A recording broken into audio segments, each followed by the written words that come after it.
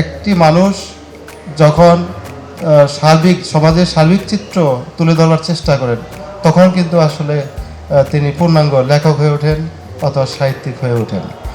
ভাষা আন্দোলনের মধ্য দিয়েই 1971 আমরা মুক্তিযুদ্ধ পেয়েছি।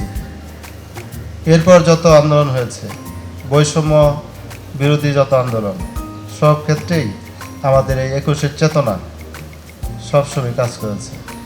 2024 সালে আমরা বৈষম্য বিরোধী আন্দোলন দেখেছি, সেখানেও এই চেতনাই জাগ্রত হয়েছিল।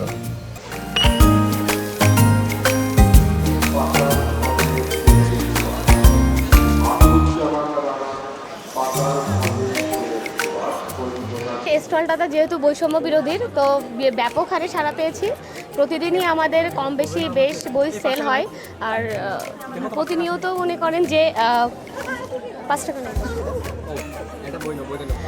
প্রতিনিয়ত আমাদের বই সেল হচ্ছে, প্রতিদিন নতুন নতুন বই আসছে। আমাদের বই সংগ্রহ অনেক বেশি, 21টার বেশি বই আসছে, আর আমাদের আজকে আরও বেশ কিছু প্রকাশন থেকে বই আসবে। তো মোটামুটি আলহামদুলিল্লাহ সবাই আসছে, নিজের পছন্দ মতো আনন্দের সাথে বই নিচ্ছে।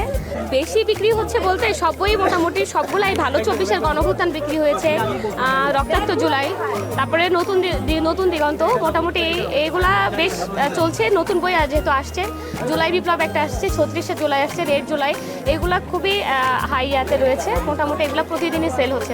সর্বশ্রেণীর লোকের থেকে আমরা আসলে সাড়া পেয়েছি। আর যুবক শ্রেণী বলতে যারা আসলে পরবর্তী প্রজন্ম আমাদের যারা এখনো ছোট, তাদের আগ্রহটা অনেক বেশি আপনার রক্তাক্ত জুলাইয়ের প্রতি। তার কারণ বইটাতে পুরোপুরি 226 জনের নিহতের আর কি ডিটেইল দেওয়া আছে।